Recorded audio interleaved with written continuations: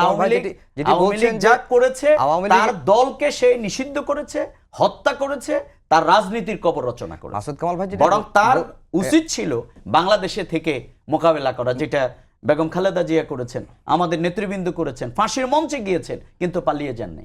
তিনি তো পালিয়ে গেছেন। মাসুদ কামাল ভাই যেটা বলছেন যে আওয়ামী লীগের 1 কোটির মতো ভোটার আছেন, তাদের জন্য বিকল্প কি রাখছে সরকার?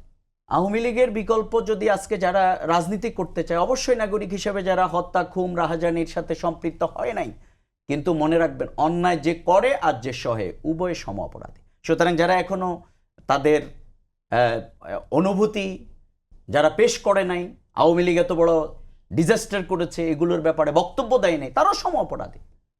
তো সুতরাং এটা খুবই পরিষ্কার। যদি তারা এখানে রাজনীতি করতে হয় তাহলে তাদেরকে ফ্রেশ হয়ে আসতে হবে।